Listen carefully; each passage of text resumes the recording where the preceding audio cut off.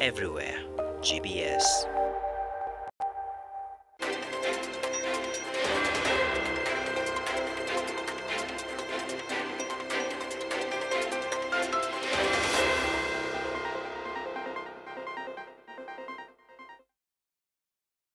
Good evening. My name is Beatrice Njeri. Our sign language interpreter is Paul Mathenge, and this is GBS News at 9. Tonight we begin with the breaking news unfolding across the nation. Stay tuned as we bring you the latest updates on the flood situation in the country. All this and more coming up, but first, here are the highlights.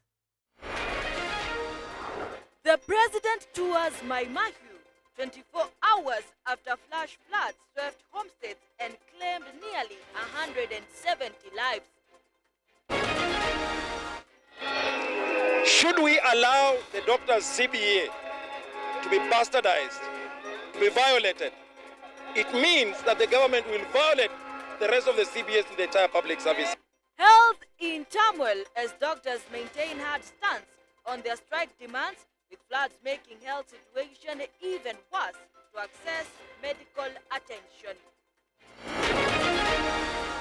Proposed motion by the member for Mola constituency meets the applicable procedural requirements of Standing Order 64 and 66 for it to be admitted and considered by the House. Mithika Linturi, a man under siege, as National Assembly Speaker Moses Wetangula receives impeachment motion against the Agriculture Cabinet Secretary. We have everyone in camp. All the key players from the school teams are here. So we have a good team from schools, Talanta Hela, Chapadimba. So we are hoping to build a very strong team that is going to compete against Ethiopia. Junior starlets mark day 3 at Kasarani camp as they prepare for the Junior Women World Cup qualifiers away against Ethiopia.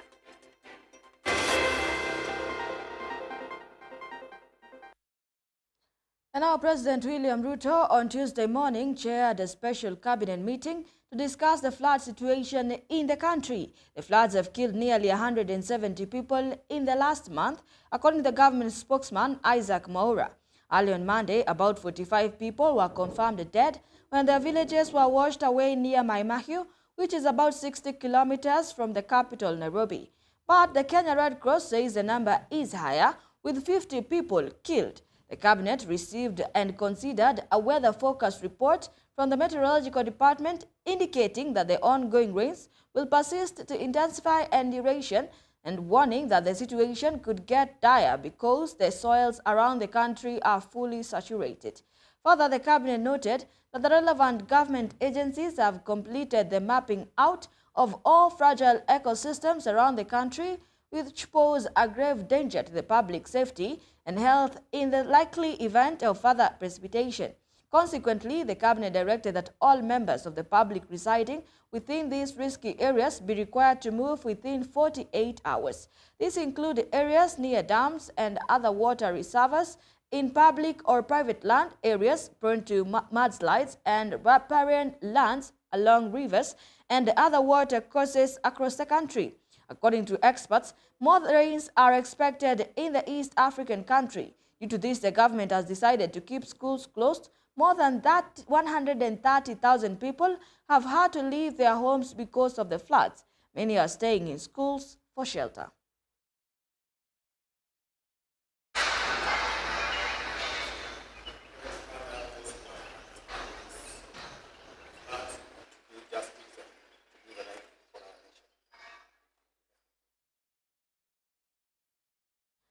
A section of the Embu-Meru Highway has been closed indefinitely after rainwater undermined the Ikongu Bridge, which is between the Mutunduri and the Ena markets.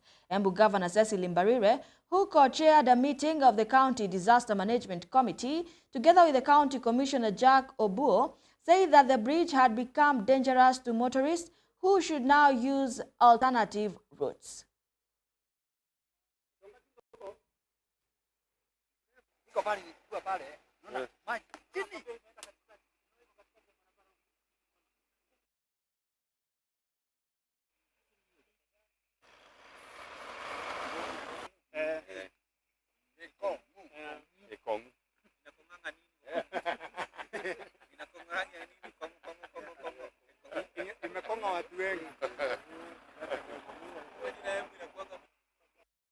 the main highway between Embu and Meru is now officially closed. Imefungwa katika area inaitwa Kiangema, mahali Ekongo Bridge. Ukitoka Kiangema Secondary School, Kiangema Primary, hapo chini, hiyo bridge iko na crack mbaya sana. Kwa sasa ile report tumepata kutoka kwa Kenya National Highways Authority ni kwamba hiyo njia imefungwa na hawaoni wakitengeneza hivi karibuni kwa haraka. Magari kubwa tunauliza itumie barabara ya kutoka Mutondore kwenda Kianjokoma, kwenda Kanja, kufika mpaka Runyenjes. The whole of that road is tarmacked, it is safer. But hata kama uko na gari ndogo unaweza tumia hiyo barabara pia. It is longer but safe. Please use that road. Pia kama unatoka pande ya Runyenjes ama pande ya Meru, hauwezi pita Katondore, utatumia hiyo barabara ya Katondore ama uingie barabara ya Kebwe ukuje utokee pande ya town, Embu town, through Carolina. Kuna barabara mingi zimeharibika, bridges vile nimesema. We are trying to do data ya hizo bridges na roads zote ambazo zimeharibika, tuweze kuangalia vile tutapata pesa immediately mvua iteremke, tuanze kuzitengeneza polepole kulingana na ile fedha tutaweza kuwa nazo. Na hizo ni zingine ziko na national government through KERA ama KENHA, zingine ziko na county, lakini we are doing a report.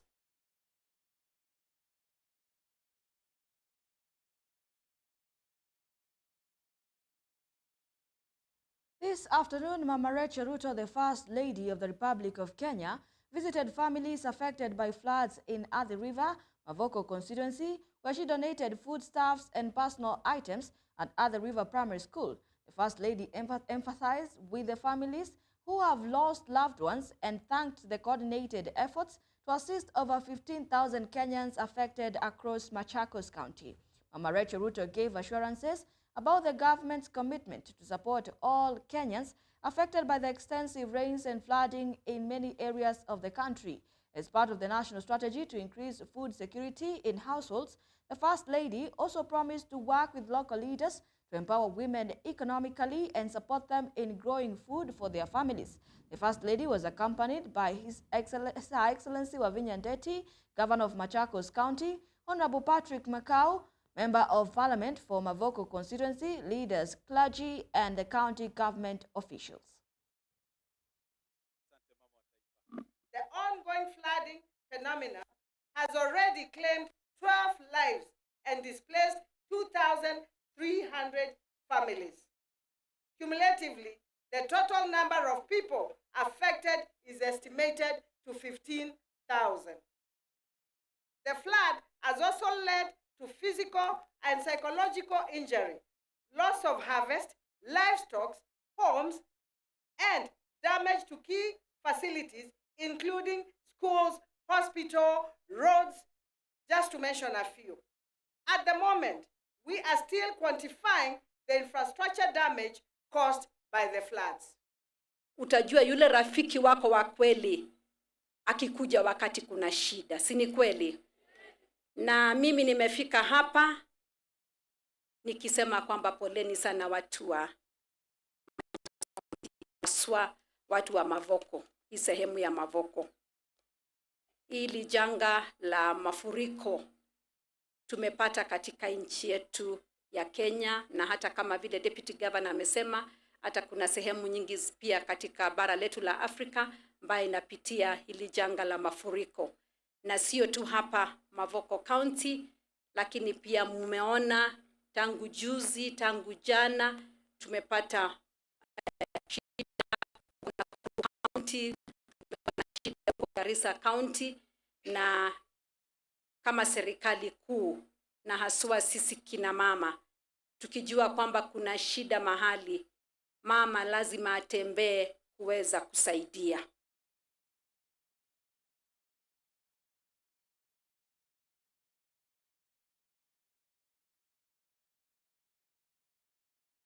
Public service sector trade unions, along with the Kenya Medical Pharmacist and Dentist Union, marched on the 48th day of the strike of the healthcare workers, while the clinical officers marked their 30th day protesting on the streets. The unions expressed solidarity with the medics, aiming to protect their professions. They criticized the government for prioritizing lucrative privileges for the political class while neglecting the poor working conditions and low pay of medics. Here are the details. As the nation grapples with ravaging floods, claiming lives and flood waters, overwhelming regions, and disrupting essential services, healthcare facilities find themselves overwhelmed and under-resourced, unable to meet the escalating medical needs of affected populations. The healthcare workers' strike entered its 48th day today, and to further escalate the crisis, the public service sector trade unions joined the health unions. The CBA that the doctors are actually out on the streets for is a CBA like any other within the public service sector. Should we allow the doctors' CBA to be bastardized, to be violated, it means that the government will violate the rest of the CBAs in the entire public service sector. And therefore, we stand with doctors. We will not relent as they push. Why should Kenyans pay a politician more than a professional? Why should cars be paid 60,000 and you are telling a qualified doctor to take 70,000? Hii Kenya ni yetu. Hii Kenya ni yetu. Sisi wote. We pay taxes. Let us start from this. Kila mtu achuke salary yake aweke kando. Tuanze mpya. We start distributing salary. Salaries and Remuneration Commission has failed because they don't know their job.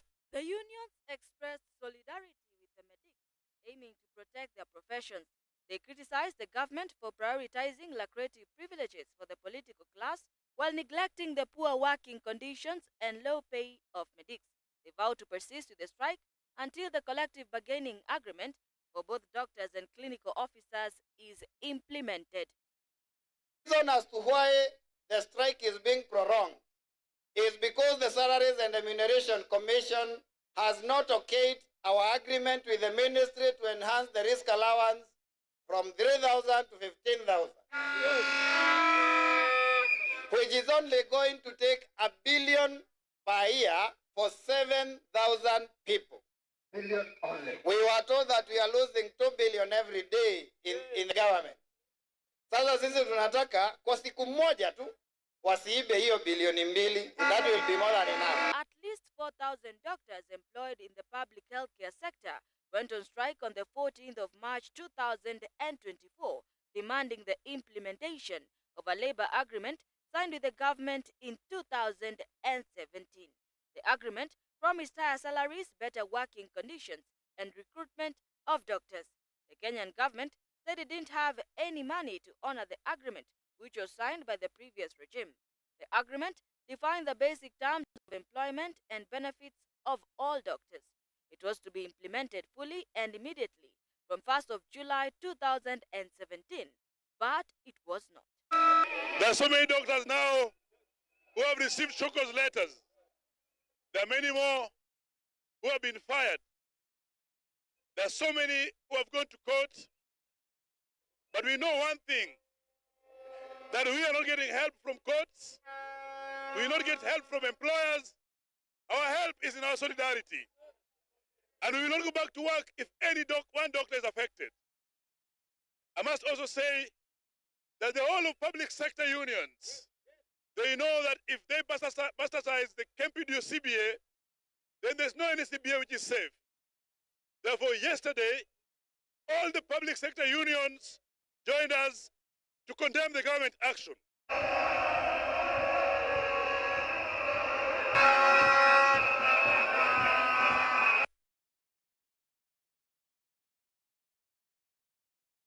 Do keep your comments coming in through our SMS line 21144 and GBS TV Africa on all our social media handles.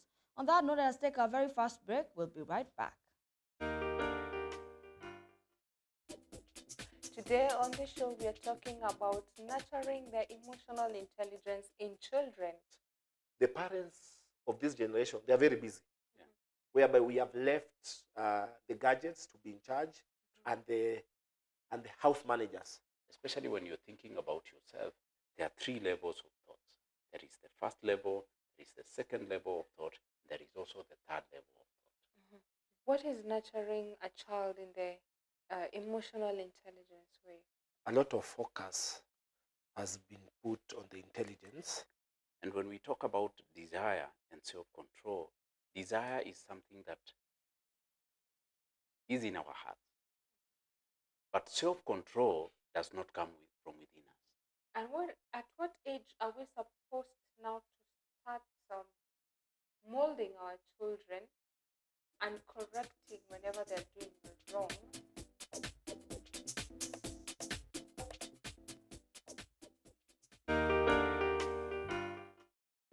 Hello everyone! Welcome to Fun Story Class. Friend, today I'm going to read the story of the ant and the grasshopper. Friend, this is a very interesting story, so listen carefully. The ant and grasshopper were good friends. The grasshopper was enjoying the fine weather, playing all day. He asked the ant for food, and ant gave him some. But my food is just enough for my family to last until the end of winter. If I give you more, we too will starve.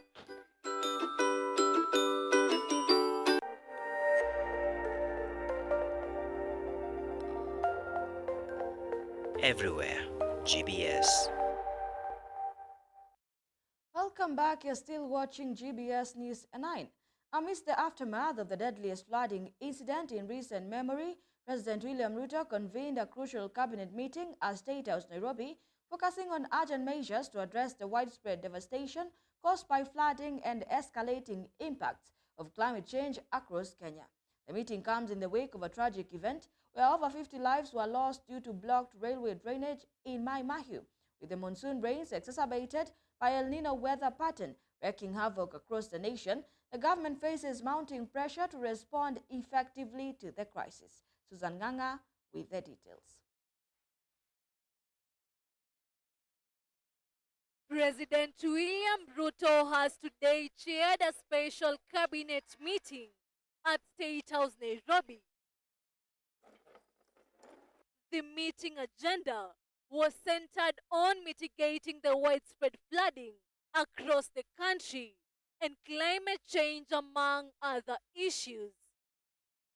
It comes barely a day after more than 50 people lost their lives after blocked railway drainage accumulated water in Mai Mahiu before its wall burst. Hiyo maji vile ilipoma ni pale kunakuwa na daraja. Sasa ile daraja nakuwa ikanua miti huko. Sasa hiyo ikakuja ikafunga daraja. Sasa ikabidi hapo ndio maji ikaanza kufanya nini? Maji ndio kaanza kujiunga. Sasa ikakuwa ni ndemu kubwa sana kama bahari. Sasa ikatafuta pahali ya kupitia. Sasa ndio ikapitia huko, ikakuta kama imeteremka. Sasa ikapemba kwa zote. The incident is the deadliest episode in the country since the start of the rainy season. Hii mawe imetolewa huku. Hakukuwa mawe hata moja. Hii ilikuwa shamba ambayo ilikuwa imelimwa, hata ilikuwa na chakula. Mto imehama kutoka pahali ilikuwa ilikuwa napitia pale mbele. Hapa kulikuwa na boma ingine. President William Ruto and his deputy Rigathi Gachagua condoled with the families who lost their loved ones in the landslide. Kuleta pole nyingi sana. Pole nyingi kutoka baraza letu la mawaziri. Tumekutana leo asubuhi na Wakenya wengi. Kwenu watu wa hapa Mai Mahiu na hasa kwa familia za wale wote mlioathirika katika janga hii. Kusema poleni sana kwa kupoteza ndugu zenu, watoto wenu, jamaa zenu. katika tatizo ambalo tumepata kama taifa ya mafuriko na mvua ya kuzidi. The president, while visiting the area, assured the victims of government support. Serikali ya Kenya itahakikisha ya kwamba ile mali yote wamepoteza tutawarudishia. Manyumba ambayo imebomoka, serikali ya Kenya itajenga upya. Mambo yao yote ambayo imepotea, tumekata kauli leo katika baraza la mawaziri ambayo tulifanya leo asubuhi. Tukasema wale watu wote ambao wamepoteza maisha yao hapa, serikali ya Kenya itasimamia hawa. He recounted his promise to expand business to the residents and also promised that the military will also join other rescuers. Naona sasa nimewaambia watu wa jeshi wakuje hapa mchana wa leo ndio tuweze kusaidiana na wao pamoja na vijana hawa watafute yale miili mingine ambayo haijapatikana. Heavier than usual monsoon rains, compounded by the El Niño weather patterns, have devastated the country, turning roads into rivers, engulfing homes, and threatening to unleash even more damage in the weeks to come. So far, 169 people have died in flood-related disasters. This is according to the government data. In a statement released on Tuesday, April 30th, the Kenya Meteorological Department has provided a detailed forecast for May 2024, marking a significant transition in the country's climatic pattern. 2024 also marks the end of the long rain season forecast in Kenya. The coastal region is expected to receive rainfall with some breaks throughout the forecast period. And as you will note later on, the coast experiences its onset later than everywhere else, and the cessation of the season is also expected to happen later. Kenya is experiencing one of the worst flooding episodes in recent years. It is therefore necessary that as a country, we continue to focus on the need to invest in early warning systems that prepare our population days, weeks, and months ahead of extreme weather events, such as the heavy rainfall we are experiencing across the country. The upcoming month signals the cessation of the long rains over many parts of Kenya. The maternal mortality rate in Siaya County stands at 491 per 100,000, way above the global recommended figures. County Executive Committee member for Health, Dr. Martin Konyango, has said. According to Dr. Konyango, the county's maternal mortality rate is also high, standing at 25 per 1,000 live births against the Sustainable Development Goal, which targets of 12 per 1,000 live births. Dr. Konyango, however, say that efforts were being made to reduce the figures on the required level, adding that the county government was committed to improving emergency medical services for expectant mothers and newborns. He was speaking in his office when he signed a public-private partnership with the Rescue Corps aimed at enhancing maternal and neonatal medical services in Siaya County. Their teams say that the timely intervention and care can prevent up to 75% of maternal deaths and half of newborn deaths, hence the need for improved emergency medical services.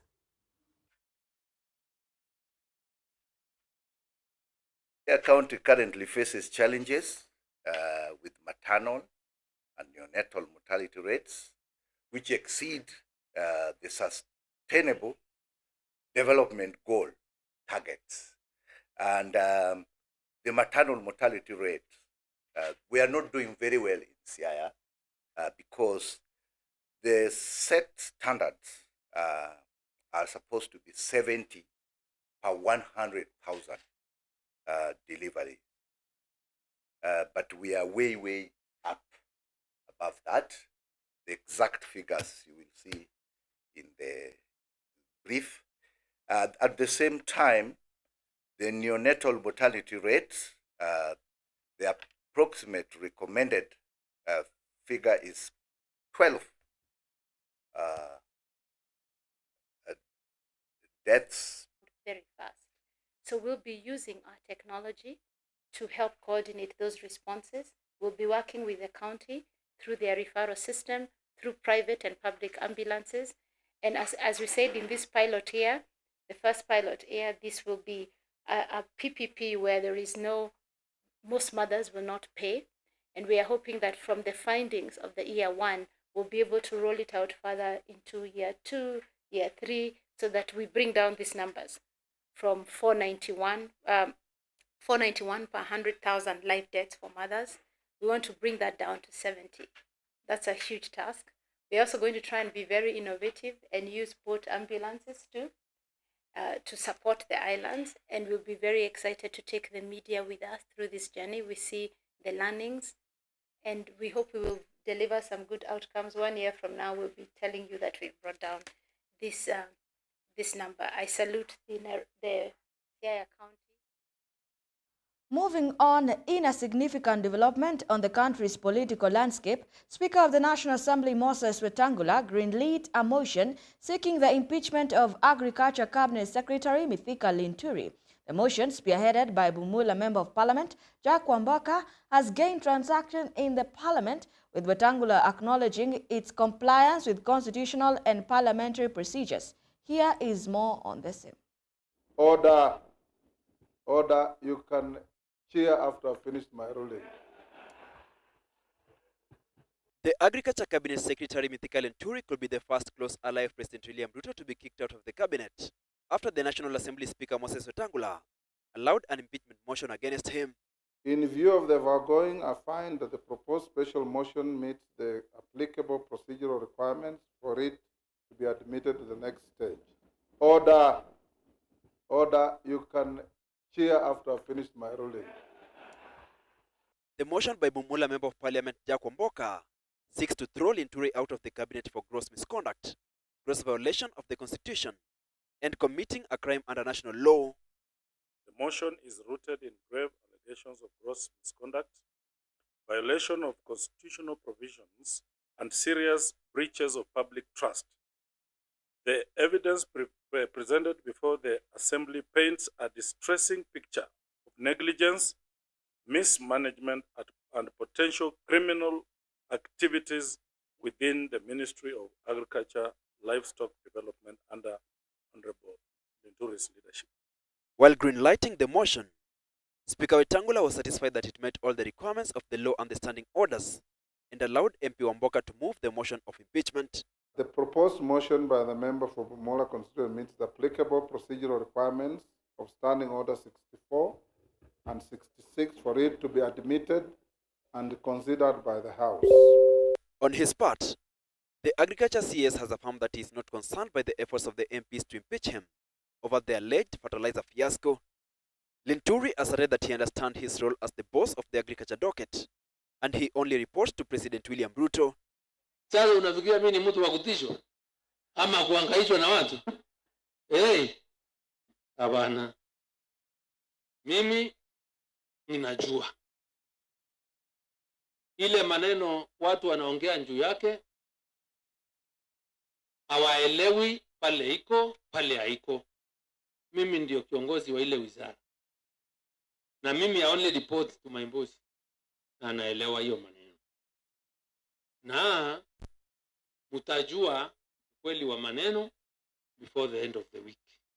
Signed by at least 110 members of parliament and seconded by Laikipia North Member of Parliament Sarah Korere, the move is a major threat to Linturi's tenure in the cabinet, as several members of parliament from President William Ruto's UDA are backing the bill. Hilary Kabila, GBS News. The gubernatorial seat in Nairobi is becoming hot for the Nairobi Governor, Johnson Sakaja, as a section of parliamentarians and other top government officials clear the air on his failure to govern the city. Sakaja, who was elected on a UDA ticket, has faced both criticism and support from both sides of the political regimes, weeks after the Auditor General released a report on the loss of over 30 billion Kenya shillings in Nairobi County, as Davis Karani now reports. The Nairobi City County government has been under siege in the past 1 month as its Governor Johnson Sakaja faces pressure from Nairobi UDA party leaders who have come out loud and criticized the rampant looting of resources in the city leadership under his watch. The UDA leaders led by John Kiarie, a member of parliament, stated that Nairobi City is led by an arrogant, high-nosed, aloof and dangerously corrupt leadership. The dream that was sold during the campaigns of a city of order and dignity, hope and opportunity for all has turned into the nightmare that Nairobi is becoming. Clamped in an ever-tightening chokehold of an arrogant, high-nosed, aloof and dangerously corrupt leadership. The pressure by the UDA MPs has attracted the attention of the country's top leadership as the Deputy President Rigathi Gachagua assured Nairobians on his intervention to address the challenges that Nairobi is facing. In a quick rejoinder, Sakaja rubbished claims by the 4 UDA elected city legislators as petty politics, adding that he still respects them. Mimi sina tofauti na naibu wa rais, ni mzee ambao anaheshimiwa, amekuwa kwa siasa. Hata kama alitupata tayari kwa siasa, lakini aliingia siasa na akapata umaarufu. Ni naibu wa rais, anafaa heshimiwe. Na sijai kuzungumza juu yake, sijai mtaja pahali. As leaders attached to the UDA party rubbed shoulders with Governor Sakaja, Kenyans from all odds were not left behind as they expressed their reactions on social media, some expressing their mixed reactions on Sakaja's leadership. On the contrary, Kotu Secretary General Francis Atwoli, Nairobi ODM chairperson George Aladwa came out loud and defended Sakaja, claiming that he is being attacked politically based on tribal issues. Sakaja alichaguliwa kama governor Nairobi mchana na akatangazwa mchana na akaapishwa mchana. Apewe nafasi yake ya kufanya kazi. Wakati mtu anaposimama kwa television akichapa huyo kijana, mtu wa kwanza kusikia uchungu ni baba yake. Na nitajaribu sana kujirestrain. I will try kujirestrain. Lakini mtu amwambie the father is not happy. Thank you. Last week, UDA party held its grassroots elections in the city, but the governor was not allowed to vote. Will it be due to political vendetta, or the governor is being shot by his own side? Nairobi County is among 6 counties on the Auditor General's list of shame, which have unclear spending of over 33 billion Kenya shillings. Kenyans will continue to seek to know how counties are spending disaster management funds, and maybe or maybe not, Sakaja's name will continue cropping up again and again. Davis Karani, GBS News, Nairobi. Many thanks for joining this live broadcast. We have a lot lined up for you in a new segment tonight, but first let us take a quick commercial break. So through the 4 gospel books, Matthew, Mark, and Luke, John, we can know the heart of Jesus in depth. And the Jesus that we can feel him through the scriptures, and I'm very thankful about that. Jesus Christ came to this earth for our sins. He carried our sins. And he was crucified, and he received the punishment for sins. And he was put into the tomb and resurrected in 3 days. This is the gospel that we speak. About how Jesus died for our sins. The purpose of Jesus being crucified. He was crucified to pay for our sins.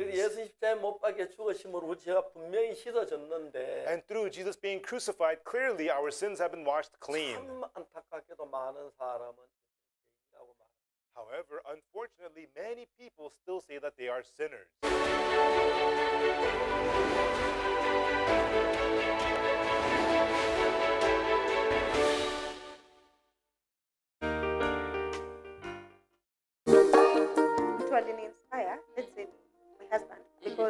yeye walikuwa hiyo biashara. Yes. So maybe unaweza tuambia hizo challenges zile unapitia, then how do you overcome them? Na like sometimes hadi nakupeanga do, nilikuwa nimeshikilia kitu yako, ukirudisha do yangu na kupatia. Kwa hivyo it's like a inaitangwa small. Unajua, let me tell you, uzuri ya biashara ukiwa umeka useme vitu mingi pamoja. Like ukikosa kuuza sockets, utauza viatu. Ukikosa kuuza viatu, furniture zitaenda. Environment. Mtu au learn environment kwanza, unaona. Unajua inaweza kuwa place akuuzi mandazi. So nikiweka mandazi, kutakuwa na place ya kuuzwa mandazi, so they all come. Mtu anaishi Githurai, unataka kwenda kumwekea Air Force za box. Atanunua saa ngapi? Na mwenye ananunua anajua mahali zinatoka.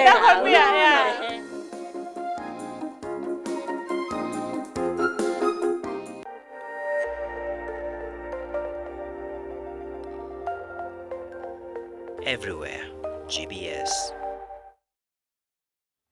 Welcome back to the broadcast, and now to matters international news. Gabonese delegates concluded their mission in the national dialogue on Saturday, marking a significant step towards restoring civilian rule following last year's coup.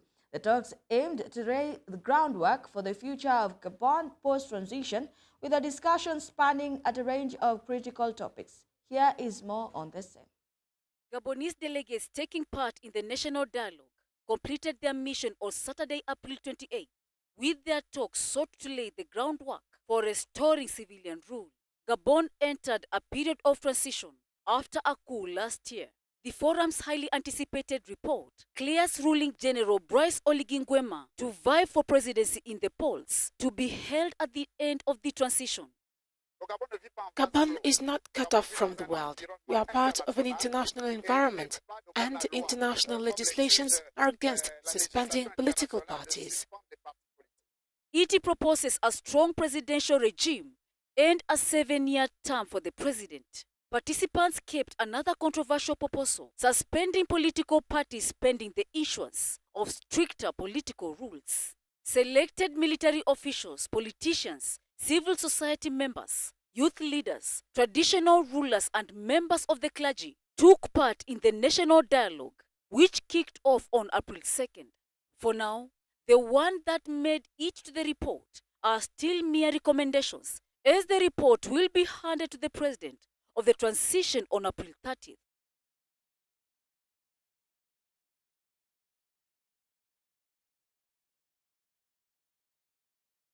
Rishi Sunak recently won a battle where the British Parliament finally passed the Rwanda Bill, a controversial law allowing the UK to deport asylum seekers, packing them off to Rwanda, a country in East Central Africa. The British Parliament approved the law, which is now waiting for the monarch's approval, and when King Charles III signs it, the law will become into force.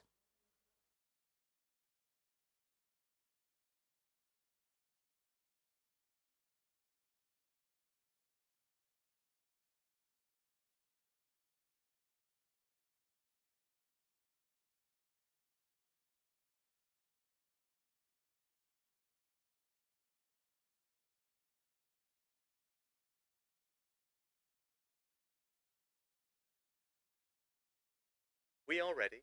The first flight will leave in 10 to 12 weeks. Now, of course, that is later than we wanted, but we have always been clear that processing will take time. Before I came here, I say that, they sent me in Rwanda. I never come here.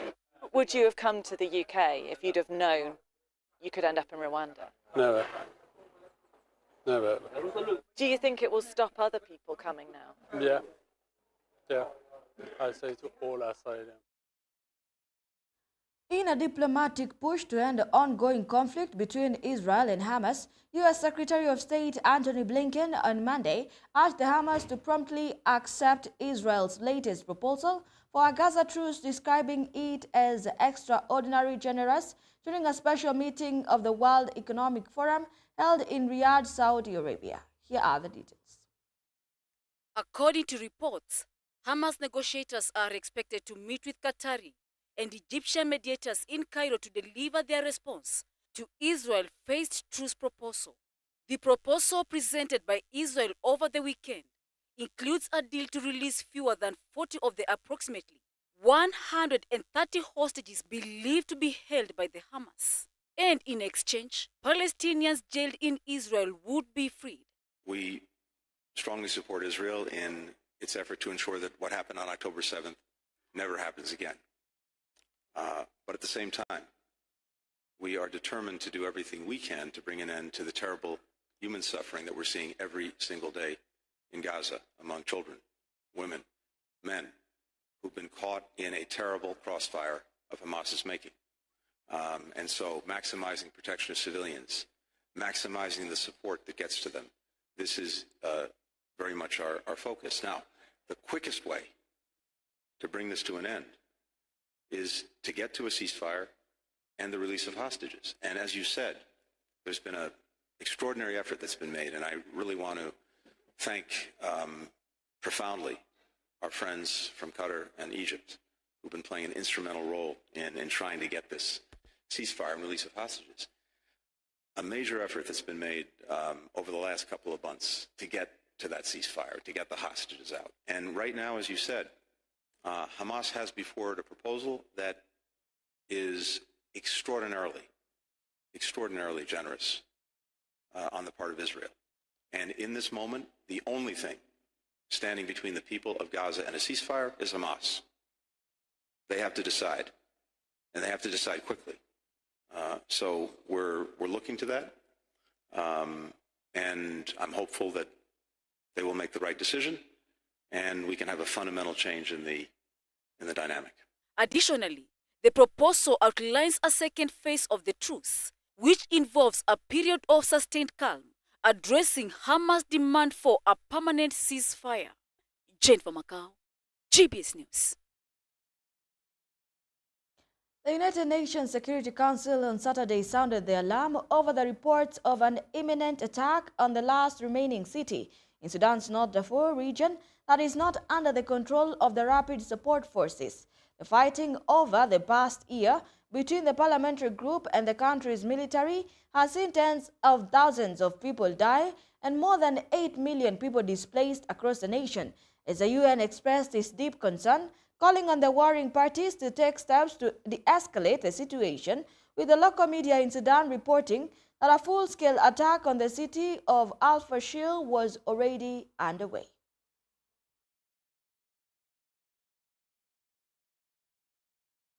On the last remaining city in Sudan's North Darfur region that is not under the control of the Rapid Support Forces. Fighting over the past year between the paramilitary group and the country's military has seen tens of thousands of people die and more than 8 million people displaced across the nation. As the UN expressed its deep concern, calling on the warring parties to take steps to de-escalate the situation, local media in Sudan were reporting that a full-scale attack on the city of El Fashir was already underway. Do keep your comments coming in through our SMS line 21144 and GBS TV Africa on all our social media handles. That international news brings us to our sports news. Let's get sporty.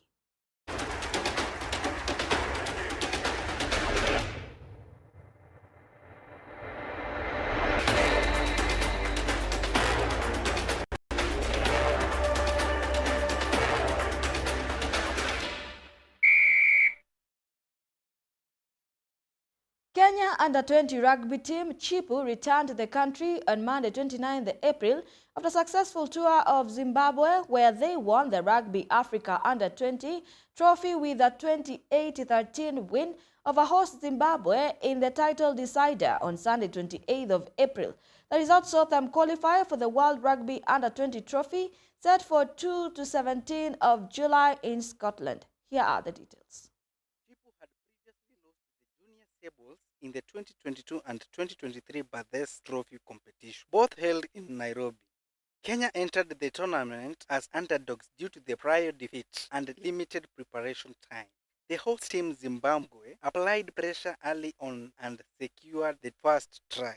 Although the conversion attempt missed, Zimbabwe took a 5-0 lead with the first 10 minutes. The lead doubled to 10-0 after 17 minutes when Edward Sigauke scored another try by latching onto a kick. The conversion was also off target. Kenya began their comeback 5 minutes later when a dominant scrum enabled Ido Kuta to score their first try.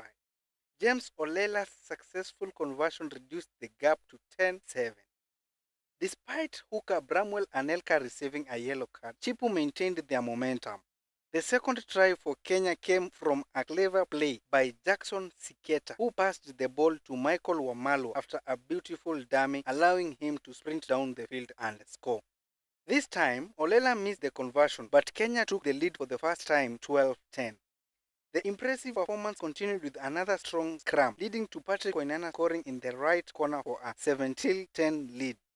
The second half saw Kenya extended their lead when Olela converted a penalty, making it 20-10. Olela later missed 2 successful penalties, but the junior Sable struggled to capitalize on these chances. Zimbabwe was reduced to 14 players after Sigauke received a yellow card for a tip tackle. In the final 20 minutes, Zimbabwe's fullback Benoni Nhekairo converted a penalty, bringing the score to 20-13. However, Kenya sealed the game with a try by Andikol Omolo, extending their lead to 25-13. Although Olela missed a penalty attempt, Philip Okeyo successfully kicked a penalty to secure a final score of 28-13, making a significant win for Chipu. John Kinyanjui reporting for GBS TV. The Kenya Women Under-17 national team, Junior Starlets, has entered the third day of the residential training today, Tuesday, April 30th, in preparation for their upcoming two-leg third-round FIFA Under-17 Women's World Cup qualifier against Ethiopia. They begin with the first leg in Ethiopia on Friday, May 10th, followed by their second leg at home on Sunday, May 19th, 2024.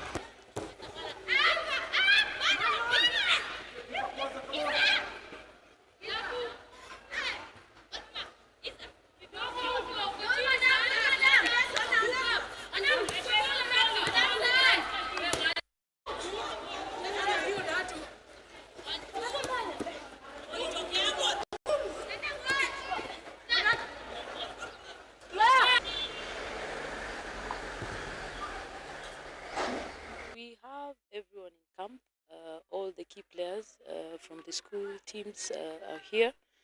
So we have a good team from schools, Talanta Hela, Chapadimba. So we are hoping to build a very strong team that is going to compete against Ethiopia.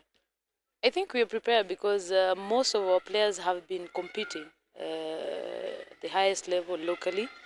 So hopefully they will rise up to the task ahead. So I am hopeful that we have a great team that is going to play well, even though we did not play in the previous round. And that sports news brings us to the end of our news segment tonight. And as always here at GBS News at 9, we make your news our business. My name is Beatrice Njeri. Our sign language interpreter is Paul Mathenge. Good night.